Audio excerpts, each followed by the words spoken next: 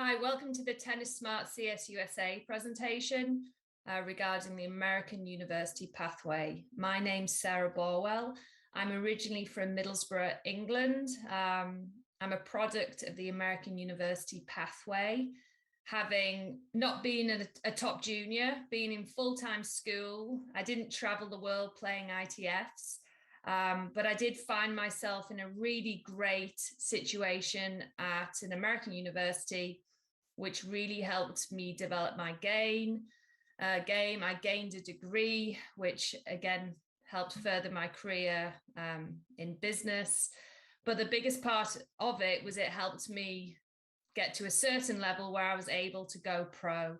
So I was on the pro tour for 10 years, number one in Great Britain for doubles, 65 in the world for doubles, played every Grand Slam, used to travel the world with Katie Delacqua and Renee Stubbs, Sam Stosur.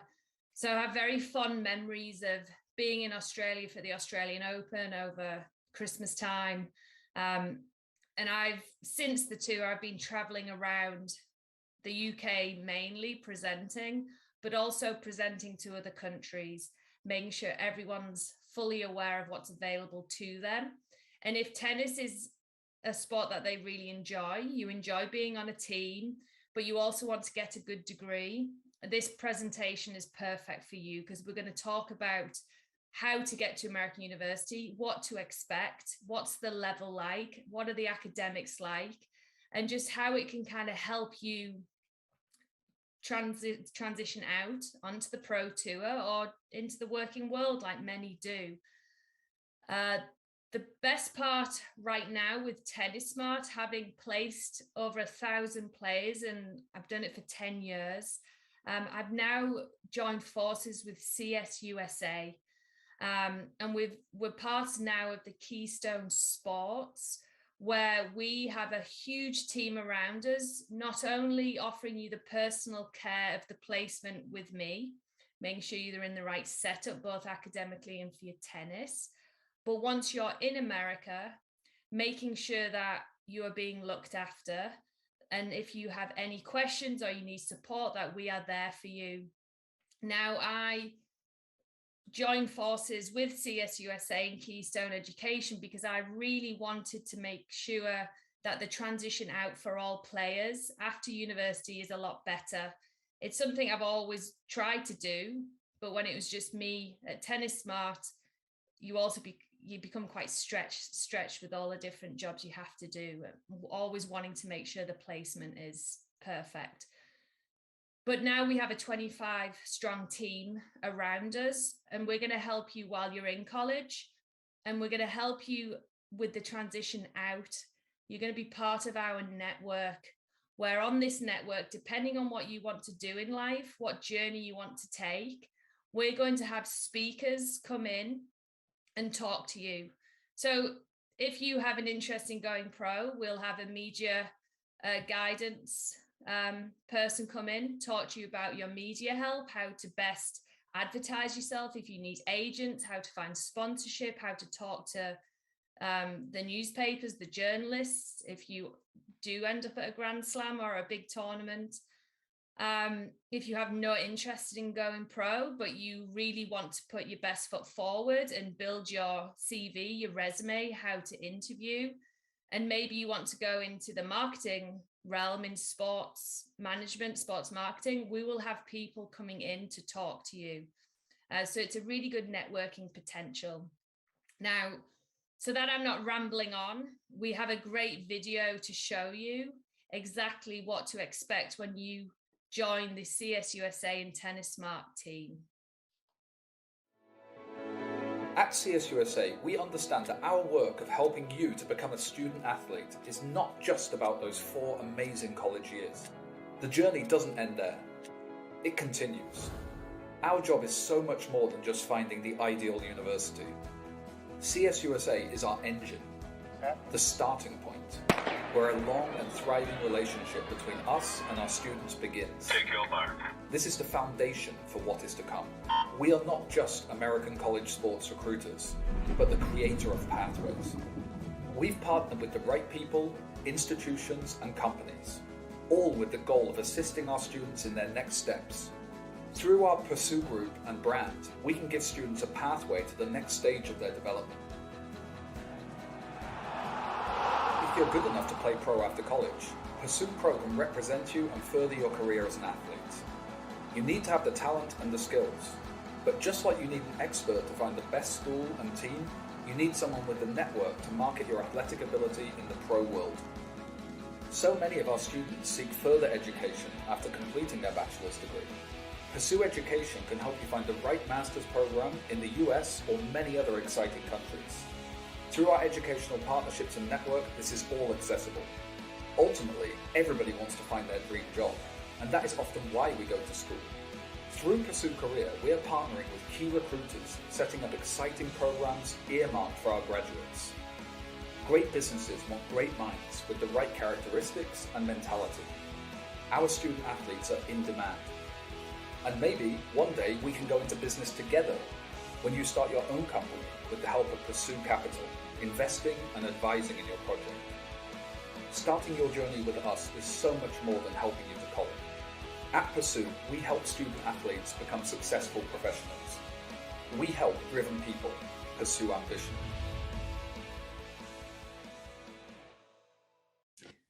So that's what I'm excited about. So not only will you now have all the guidance and understanding of all the different pathways available, you'll work with me on a very hands-on, daily, personal level of finding you the right setup for you and the right pathway. But once you're on that pathway, we'll also help you transition out and find you a job, go pro, become a college coach. So I'm very, very excited about this partnership, and I'm really hoping that it will inspire more to kind of continue their education and to keep playing tennis. And this is a really old tweet that the LTA put out.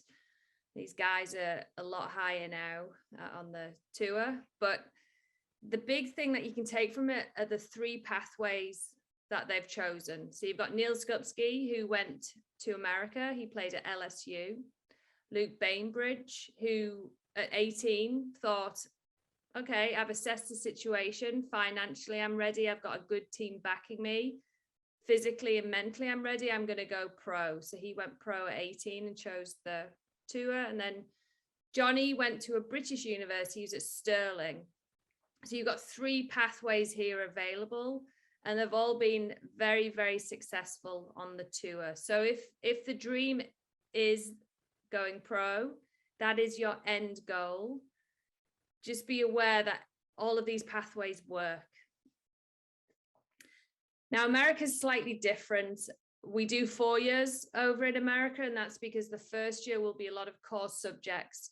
So if you have no idea what degree you want to do, that's okay. You don't have to decide when choosing your A-levels, what A-levels you do, which will determine what degree you do. You can come to America and have no idea at all what degree you want to kind of study. And all these core subjects in that first year, you can choose from. So you can do an intro to psych, intro to marketing, a management class. And if you stumble across something that you like, you then choose the degree the following year. So it's a 4-year course in America. The big problem with it is you are being recruited as a tennis player first, and then they look at your grades. So if you're highly academic, and maybe you're a late developer like I was, or you just haven't competed enough because you enjoy the team aspect of competing with county week, but not so much tournaments, so your UTR is lower, it might mean you can't find the caliber of academic university that you would in the UK unless you have a large budget. So that's one reason why America might not be for everyone. Now, for the academic levels, America, like the UK, is very highly regarded. So there's 60 universities which are ranked in the top 200 globally. With everything nowadays, people travel. So if you're thinking of going back to the UK after you graduate and wondering if the degree will be recognized, yes, it will. People know the level of universities out in America. There'll be someone at that company who's an American or has studied in America, so that they'll be aware of exactly where you went and how well you did.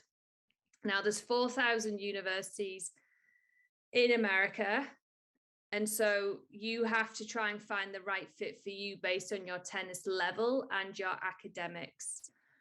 The best part about it is all the different nationalities. So there's about 100 different nationalities in American university on the tennis team. So you're going to meet a whole array of different type of people.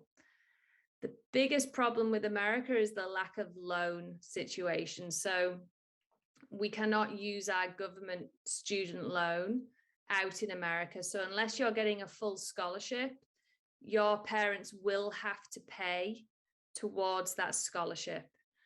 We will discuss the levels that you need academically and tennis-wise in order to bring that cost down. Now, the divisions in America, the governing body, which most of you have probably heard of, is the NCAA. It's the biggest one. It's not the first one, but it's the biggest one. They have 3 divisions. Division 1 is where everyone thinks they want to go. They think it's like the Premier League in football. It's not, but that's what people initially think, that if I'm going to go to America, it has to be Division 1 or I'm not going. When in reality, every division is different. And as long as you don't compare yourself to your friends and you remove the division tag and just look at the important variables, you will make the right decision. Division 1 and 2, the majority of the universities will offer academic and athletic scholarships. So they will combine academic and athletic together to give you a scholarship offer. Division 3, you'll find some of the very elite academic institutions in the world, but they are run like Ivy League. Some of them are run by Ivy League, where it's a financial aid based offer. So they will look at your household income. The higher the household income, the less money you will receive. But then there's other Division 3s where they will offer an academic scholarship. So no Division 3 will offer athletic aid, but some will offer academic aid. Now, this drives the cost up for Division 3 substantially compared to D1 and D2. But in a lot of the case, the academics are better. So that's something that you've got to then discuss and go through as you look at all the different variables which are important to you. Now, NAIA is another organization running exactly the same way. If I sent you then, hadn't told you it was NAIA, you wouldn't notice any different. Still doing a university degree, competing on a team, traveling, training every day. Just the strength in depth isn't as big or as strong. If academically you have struggled, maybe you don't have the right GCSEs, your grades are low, maybe you've been injured and your UTR is low, or you're financially, you can't afford the normal budgets for the NCAA schools, you do have junior colleges that you can look at. In junior colleges, you can stay for 1 or 2 years and then transfer out. It will bring the cost down at a lot of them, and it just allows those who have maybe made a few errors with their GCSEs, gone down a few wrong paths initially, just to get back onto the right path in order to make the American dream become a reality. So when you look to go to America, there's all these different opportunities and different divisions, and some of the very best ones can be found in Division 1, and these are the types of facilities you're going to expect.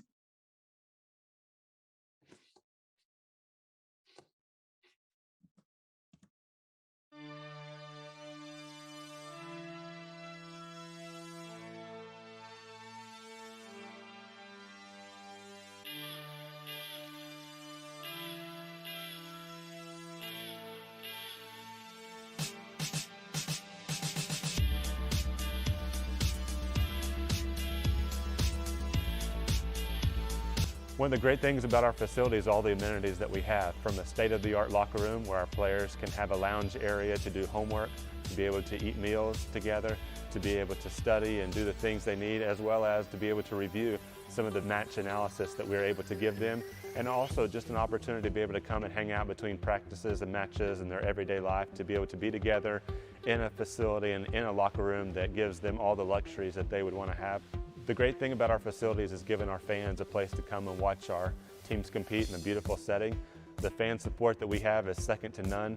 Our fan support just continues to grow, and it was seen on full display as we made a run to the 2016 National Championship match, where we set records along the way of fan support and fan attendance.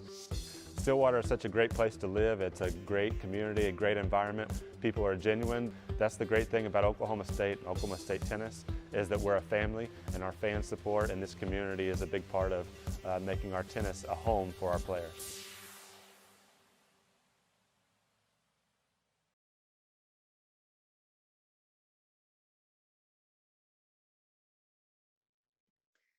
Now, those facilities are pretty amazing. Not all of us will be able to hear from that kind of level. I didn't go to that kind of level of university, but the facilities were all a lot different to what I was used to in the UK. Now, the big thing in America is being recruited as a tennis player first. We are using UTR right now. We probably will use the WTN at some point. I'm going to keep tracking it, and just kind of until I can really gauge how accurate it is and the level of each player compared to those who are in college. But for those girls who are looking to go, there's so many opportunities out here because there's more full scholarship offers, and there's not as many girls playing. We kind of see a bigger dropout rate. So if you can kind of stick with your tennis, compete on a regular basis, and you can get your UTR into the 8s, knowing that right now due to COVID, it's not overly accurate. We're a bit undervalued by about 0.5. You will have seen a drop in everyone's UTR. But if you can get into the 8s, you have the opportunity of potentially hearing from universities which offer you a full scholarship. Now, it's an NCAA violation for anyone to guarantee you a scholarship, but all of my players who are in the 8s this year, during the COVID years, which are very demanding with placement, they've all received a full scholarship. Now, what do you expect to get if everything's paid for? As a family, what do you have to pay for? So when you get offered a full scholarship, tuition, books, room and board, travel inside America, coaching, equipment, clothing, strings, grips, all of the kind of shoes and equipment that you need in order to be a good tennis player will be given to you. As you travel each weekend and you go to different universities, and maybe you stay in hotels and you go to restaurants, that will all be covered. So as a family, you don't have to think about anything apart from the flights over to America and potentially the health insurance. Now, it's always important to get travel insurance, which is about £300 a year. It's gone up due to COVID and the issues with that. Most schools will offer health insurance included in the full scholarship. But if they don't, you've got to kind of think about paying $750 to $2,000 a year for the health insurance, which when you look at what you're getting, it's not much money to have to pay. Now, if you're below an 8 UTR, we end up working on the same kind of system as the boys do. The boys don't generally get full scholarship offers, so they will work on a partial scholarship situation where you will get athletic aid and academic aid combined in order to offer a scholarship. So the higher you play on the team, the more athletic money you get, the higher your GCSE grades or entrance exam score, the more academic scholarship you get, and they go together to make an offer. So let's say for a girl, if you're just below an 8 and you have a $10,000 budget, that's going to get you all of the things that we've just said: tuition, books, room and board, travel inside America, equipment, clothing. So again, if you think of British University's $20,000 a year, if you can get it for 10,000, then you're doing very, very well. Now, the better you do each year, the higher you play on the team, the more athletic money you should get. So again, it's a good carrot for you to want to kind of get better and to work harder. But like you saw in the video before, the better you are at things, the better the product.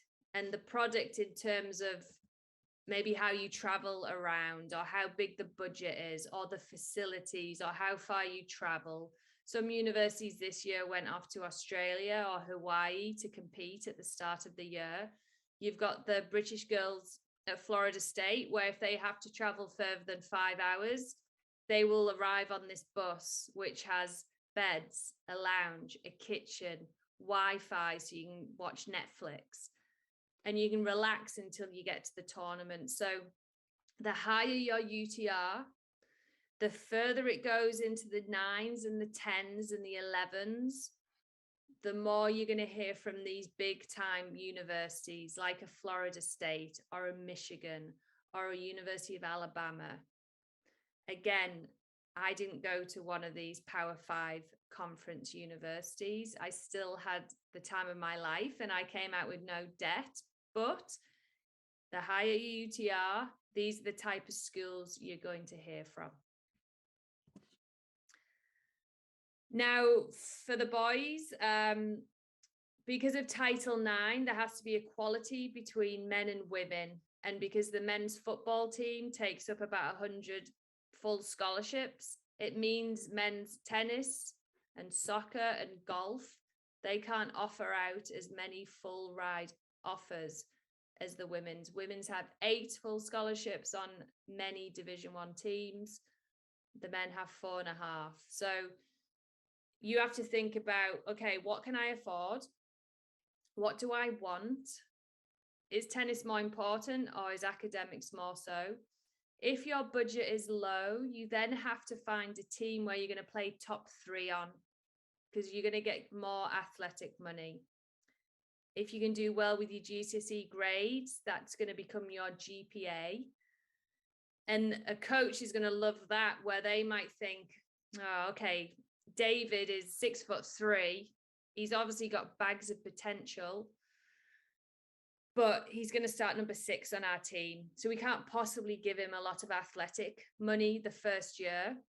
He's got a budget of $15,000, but because he's so academic, although he might play 6, because he's so academic, we can give him enough academic money to get him within his budget. So as a boy, if you don't particularly like school, you love tennis, that's your driving force, and GCSEs, you don't always like to try. If you try, the harder you work, the better the grades, the more doors you will open for your tennis, because you will be able to find teams where there might be stronger teams where you play 6 on, but it becomes affordable because of your academic scholarship. And then the second year, you play number 4 because you're really starting to grow into your body. You're going to get stronger, your game's working. They're going to give you more athletic money, so that price comes down. It's very rare for a guy to receive a full scholarship. I've had a few this year and last, but they were top 100 ITF, 13 UTR, straight A students. And so their package, all packaged up to a full scholarship offer. If you want to aim for a Division 1, ideally right now with the UTR being undervalued and with so many people in the mix because of COVID, you need to be a high 11. That will give you some good opportunities. A high 11, good grades, and a budget of about $15,000 should get you some good opportunities in a Division 1. If your UTR is lower than 11.5, 11.8, low 11s, high 10s, you're going to start looking at some very good Division 2s or Division 3s or NAIAs. Now, Division 3 obviously comes down to budgets. The budget of $15,000 at Division 3 won't generally work. We'll be looking at 20,000 or more. And that budget won't ever change, because obviously Division 3, you can't get athletic scholarship. So it'll only become cheaper when you move off campus into an apartment and cook for yourself. That's going to save you about $2,000 to $5,000. If you're below a 10 and you've got a low GPA, then that's when we kind of discuss junior college and all the opportunities with junior college with transferring out. A good thing to think about for budget is $15,000. Now, of course, if you can stretch and maybe go a little higher that first year, then you're going to get more opportunities. If your budget is lower, then I need to set you kind of targets for UTR that I would need you to make to get within that budget. But $15,000, I can place anyone. But the better your grades, the better you are at tennis, the more options you would have within that $15,000 budget. So you just got to think about all these different variables which are important to you. And then every school's different. Some schools cost $30,000, some cost $75,000. Some are in Malibu, California, which is an expensive place to live. Some are in Jackson, Mississippi, which is a little bit cheaper. So you've got to, this is why you should never compare yourself to your friends, because there's so many different variables. They're never going to be exact. Yeah, your finances could be very different. Your UTR could be different. Your degree choice could be different. Your grades could be different. You might want to play indoor tennis in cold weather and your friend might want warm outside. So never compare yourself to your friends, and always look at the variables important to you. And you try to get all of those variables if possible. Now, again, the beauty of America is the kind of glamour that you'll have if you're at a certain level. So in the middle, there's Chris Edge, the redhead. He went to Murchison School. He's in Middle Tennessee. And on occasion, if they can't get to a tournament quickly enough or at a commercial flight, then they will jump on the school's private jet. So it's not something I ever got to do at Houston. We always were on a commercial flight, which again, as a junior, I never used to go on planes. So it was amazing for me. But there are players here who are going on private jets on a weekend to get to their destination. So it's a different world out here. So continue to compete, do well at school, and you'll have some fantastic opportunities. Okay, so America, like what to expect? How is it so different to a British university? You've got generally 2 semesters. Some are on the quarter system, but the majority are on 2 semesters. So you'll have the fall season, which is August to December, and then you'll have the spring, which is January to May. The fall is an ideal time to get to America if you can, if all your academics are on time, you passed all your A levels, you're ready to go. August is a great time to get there because you'll get to grips with the new system, with the coach, with the academic style of things, finding your way on campus, meeting new people on the team, embedding yourself in that team dynamics. And also you want to show how good you are tennis-wise. So the anxiety and nerves will come out again because you want to say, hey, coach, like, I want to play, I'm good. So this is a perfect time to get there because all of those things will be able to be done, but in a far less stressful environment, which the spring tends to bring. So you'll do about 3 to 4 individual tournaments where you travel with the team, you represent the university, but it's just like a normal tournament bracket. You win, you move forward, you lose, you go back. If you lose, it has no impact on the school or the team's ranking or winning. It's just a great way for you to get better. You do a lot of fitness in the fall as well. it's a bit how I would do in the off-season training block when I was on the tour. You'd really do a lot of strength and endurance. You'll be on the track a lot, in the pool, in the weight room. Because once you get to the spring, it's go, go, go with matches. You never stop. So you don't have time to do an endurance block. You'll do that in the fall. The spring season is amazing. It'll go by in a flash. It'll start January 10th for most schools. And if you are successful and you make it through to nationals, it'll finish around mid-May.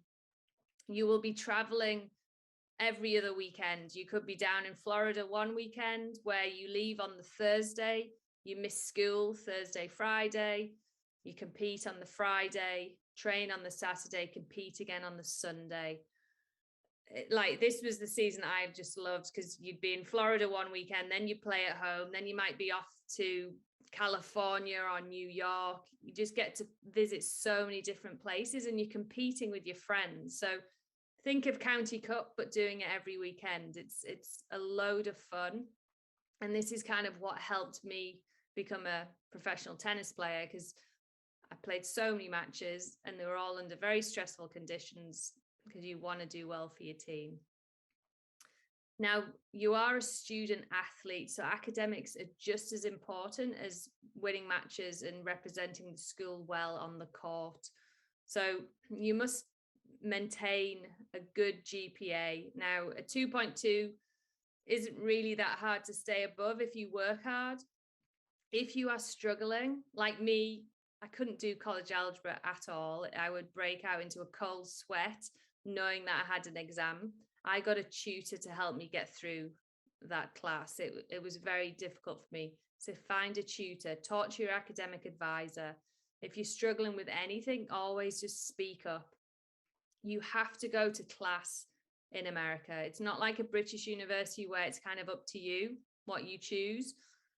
America, you've got to go to class, and you will have pop quizzes, and a lot of the grade will be set on your class participation and turning up. So your coach will check on your grades every 6 weeks or so to make sure that you're on track. So that's part of the stress, I think, that comes from American university. You have to make sure that you're kind of managing your time well between tennis and school. Now on here, we've got the video which epitomizes college tennis, really. Every time I see it, it brings a tear to my eye. It's very old now. You see John Isner is about to serve. It's the finals of NCAAs, and you've got a massive crowd around you, and you can tell how much it means to everyone. So this is American university tennis in a nutshell.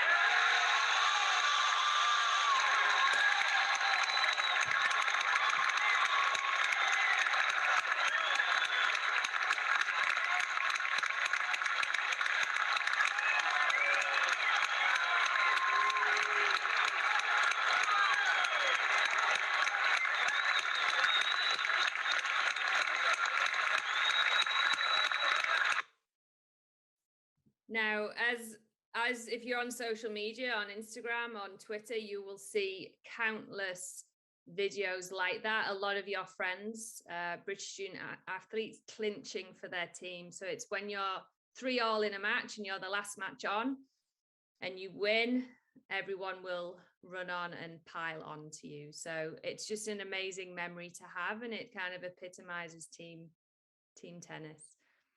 Now, America, why is everyone wanting to come over here? What's the differences with everything?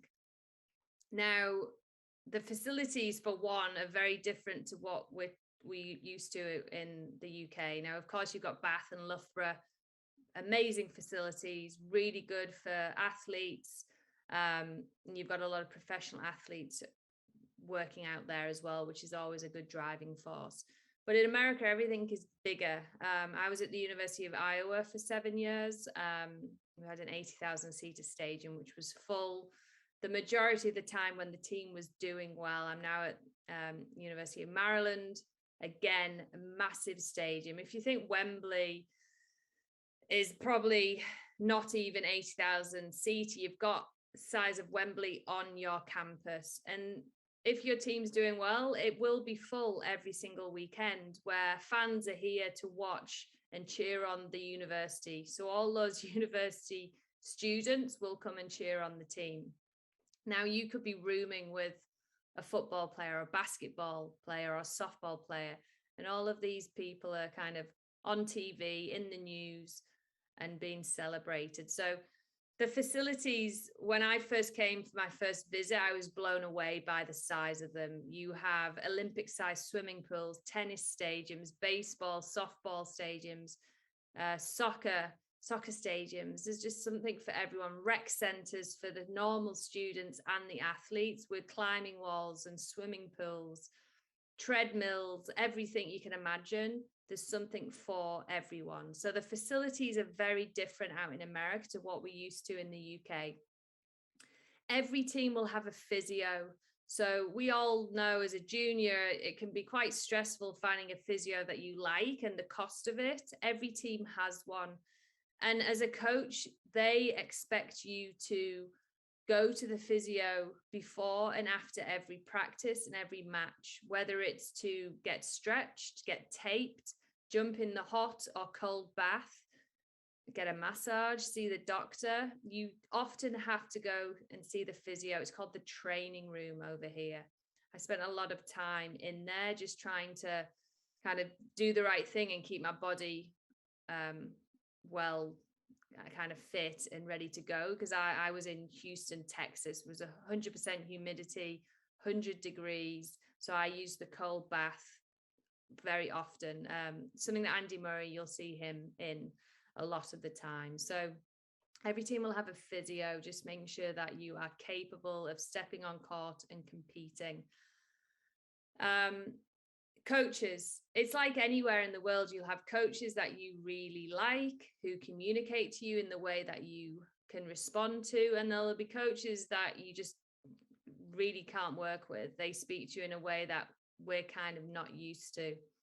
If you are like me, I need a coach who will push me, who will communicate to me what they are doing and how they are developing my game. So it's a back and forth conversation. But I also need a kind of arm around the shoulder, positive reinforcement coach. This is how I would excel if I had a coach like that, where I'd feel supported, but also pushed at the right times. I couldn't handle a coach shouting at me and speaking to me in a way which is constant pushing without positive. Now, some people can. Some countries, their nationalities, they don't want to be told, oh, well done, you're working hard. That should be expected. So find the right coach for you. Like there isn't one kind of coaching style. There's loads out there, and it's important for you to find the right one which fits, because the coach at the end of the day is your boss. They're going to make a lot of demands on your time. You're going to go through some very stressful moments throughout the 4 years, especially when you're on court and you might be in the clinching match and the coach is sat with you. You have to be coachable. You have to be open to communicating with this coach. So it's important to get the coach right. It's kind of the most important aspect for me, to see players who are happy. You could be on the beach in Florida, but have a coach you don't like and be miserable. And then you might find a location that you weren't particularly excited about, but you just love the coach. So you've got to get that variable right. The big thing for me with America, and I think what actually helped me transition out to the tour, I've always worked hard and I've always kind of been determined, maybe not confident, but determined and hardworking. But it was when I got to America where I was surrounded by just people like this all the time, but people who worked harder than me and were far more confident than me and more determined than me. So when I first arrived in Houston, to have someone like Carl Lewis, who is a former University of Houston student athlete, who is obviously one of the greatest Olympians of all time, to have him working out on a treadmill next to me and kind of seeing someone who's retired but is working harder, it was a great way for me to think, okay, I need to do more if I want to be successful. My coach at the time, Jen Hyde, I remember very vividly being sat down and just saying, look, you're 50 in college right now, but you could be better. Like, let's work harder. And that kind of chat propelled me up to the top 10.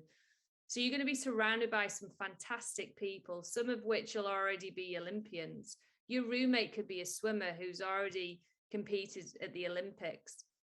If you'd watched kind of the London Olympics, there's so many times and so often a track athlete was from a different university, or a swimmer or a soccer player. So you're going to be surrounded by people who work hard, who have already achieved so many things, or you might be rooming with someone who's the next big thing in football or basketball or politics or a next CEO. So you're surrounded by people who work hard, who are determined, and who will kind of understand where, okay, this is when I train, this is when I'm focused on this, and this is when I can kind of let my hair down a little bit. So that's the best part about America, is the people that you're surrounded by. Now, one of the most important aspects of the placement process, and it's something we go through with players immediately, because we don't want to sign anyone to our team who we can't make sure they're eligible, or at least if you're not going to be eligible, you need to have a plan, because there are various different pathways, as you know, available to you depending on your tennis level and your academic level. The most important part is that if you can stay in the normal academic schooling, so you graduate in the December, you've done 12 years of schooling, you've completed either the higher school certification or the record of achievement, you have a normal type of schooling, then the NCAA, which is the governing body, are going to tick that job for you. So they're going to say, okay, have they done all the core subjects required to be eligible? Have they done the maths? Have they done the English, the science, the social science, and one more from that group, because you need 5 core subjects? Have they done them? The social science, what have they done? Is it the history, the geography, the sociology, the psychology, the modern studies? If you've done those 5 core subjects and received the credit for them, then you're going to tick that box, and they're going to look at the next thing, which is your grades. Now, the majority of grades in all of the different areas in Australia, ideally, we want to see you getting a B grade or higher. That's going to stand you in a really good stead for receiving an academic scholarship, as well as being cleared by the NCAA. If you happen to be in Victoria, the good news is that a C grade there is actually equivalent to a B grade in America. So as a student, if you're thinking about studying hard and you want to get a good academic scholarship out here, you want to make sure that you're eligible, grades are important. So we need B grades or higher, ideally. If you're in New South Wales, on the grading scale that the NCAA use, you want 70 or higher. In Tasmania, you want CA or the higher level above that. So this is something you've got to really think about, and it's something our team will talk to everyone about before we even consider signing you. We'd like to see all of your certificates, all of your transcripts, to make sure that you've been in school the correct amount of time, you've got the right grades, you've got the right subjects. And this is why starting early and preparing earlier makes more sense. So that's a good thing to kind of think about. Be aware of the core subjects you need to do. Be aware of the timeline you're on for your academics. And know that if you graduate in the December, you don't have to start in that January. You can start in the August, which is the fall, which we know is a lot kinder starting point for many. Once they've looked at your academics, they're then going to look at the amateurism. It's not as stressful as it used to be in my day with taking money, where you had to keep the receipts, but they are still very diligent with checking. So If you sign a contract, it's kind of a gray area with signing contracts with racket and clothing manufacturers. As long as you are not getting money on top of that, then it's fine. Like, we all need help with finding rackets. You might get them cheaper. We all need help with that. Just don't get money on top of that contract that you've signed. The big no-no is signing with an agent. If you have someone knocking on your door when you're 13 because you're one of the best in Europe, tell them that you want to keep your options open, because if you sign that contract at 13, the NCAA will find out. There's no way of getting around this one. That's the one issue that there is no loophole for. You would be done. So keep your options open. Don't sign any contracts with agents. The big one for all of us is probably the time allowed out of school. If you graduate from your A levels, you finish your exams in June, and you don't go to an American university by that August, but you want to go to Division 1, you have until the January to get to a Division 1. Now, if you take a year out, that would leave Division 2, Division 3, and NAIA and junior college available to you. So just be aware of the time frame. Ideally, you want to go in January anyway, but things pop up in life that we can't always control. So just be aware of the time scale. If you play for a team and you get paid, maybe you don't do Bundesliga, this is a big violation. So just be aware of what kind of classifies you as a pro athlete. Being paid to play for a team is one of those, which is a big no-no. So kind of just be aware of all of these different factors. Now, what are coaches looking for? Like, surely they're not just going off a UTR, because we know how, especially with COVID, there's not a lot of data. The UTR can be a little incorrect right now. That's going to be the first thing they look at, and it's not the only thing. So as soon as they get a bio, they'll put your name in the UTR system, and they'll start looking through all your results. They'll bring up the video, they'll look at your technical foundation. Are there any kinks in it? Like, do you have a real issue with your serve, which is going to start to break down in very stressful moments?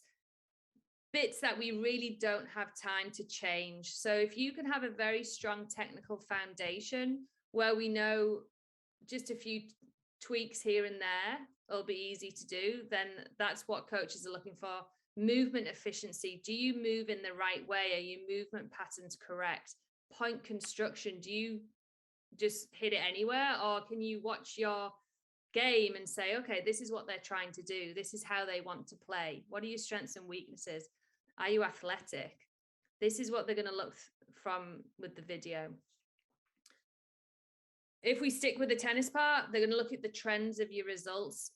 For me as a junior, I was slowly getting better. I was trending in the right way, but it was a trend not like this, but it was just slowly getting better until I got to 17 and it started to go up. They're going to look at those results. They're going to look at your matches. Like, if I said to you, wow, look at this player here, they lose the first set 7-6 all the time, and then they lose 6-love, immediately you'll say, no, they're just giving up. Like, the attitude, there's something not quite right there. We can quite easily see in matches the type of personality and mentality this player has. So that's kind of something that you've got to start thinking about. If you're losing 7-6 in the first set and you're just giving up, we can see that. Coaches don't want that. They want someone who's going to compete to the very end.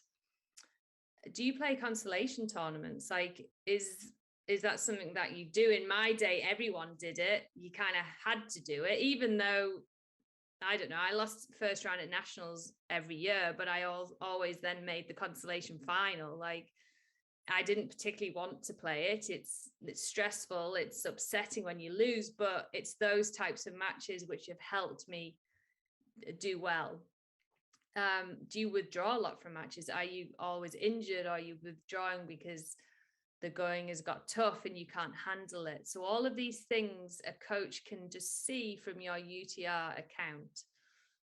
they're going to ask others about your attitude, people that you probably don't know, but people are watching. So they could quite easily say, wow, yeah, Jane is amazing. Like every time I watched her, she's just so competitive. She fist pumps, her shoulders never drop. She bounces around the court. Or yeah, that's Sarah. Yeah, she smashes a racket on occasion. She can like get quite volatile. So they might talk to your coach, but we know that your coach is selling the product. So they're going to talk to other people. So just be aware of people are watching and people will comment. Are you coachable? If it's 4-all in the third set of a clinch and I give you a bit of feedback, are you going to listen? Your parents, like this is a big thing as well for coaches.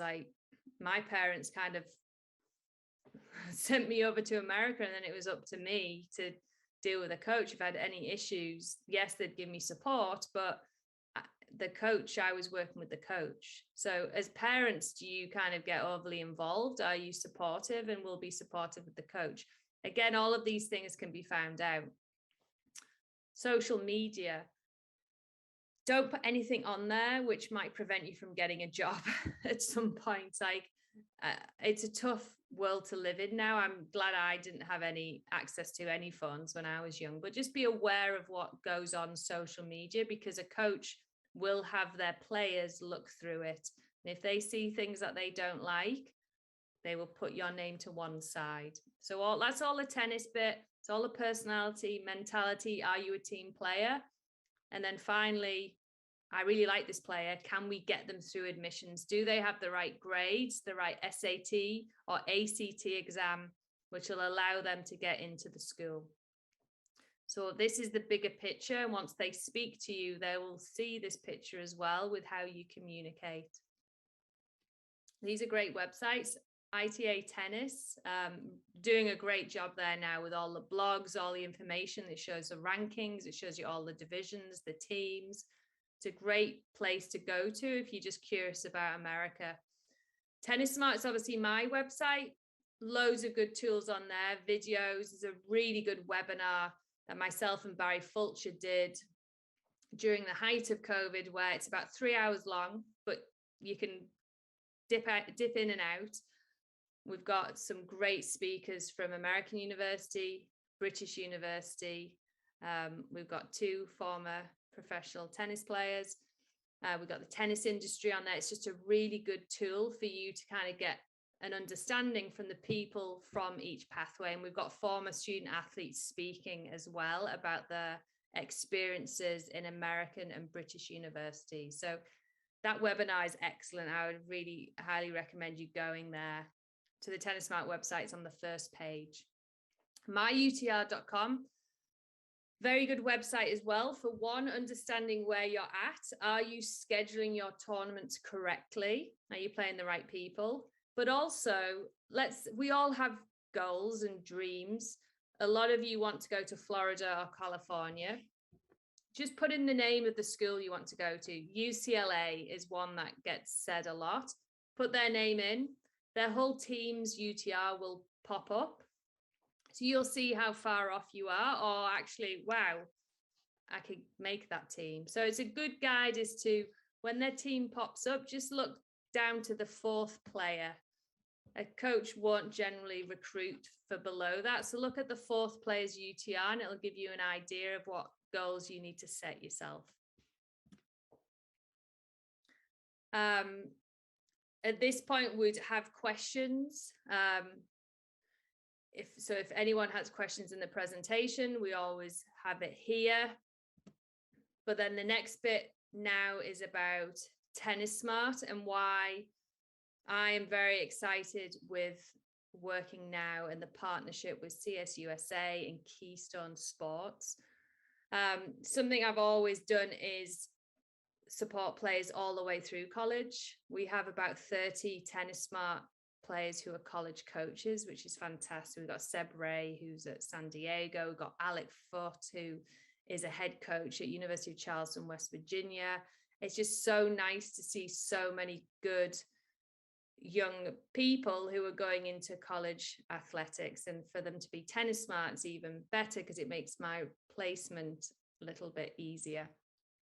We've got 8 players on the Pro Tour. Lissy Barnett's doing amazing. Julian Cash, Ryan Peniston. We've got so many good players who've gone that route, which is excellent. And then we've got players who find a career for themselves. We've had players who've worked at the White House, who have worked at the Guardian newspaper, have worked at the UN. So any way that I've been able to help in the past, I have done. But like I said earlier, it's very difficult when it's just me.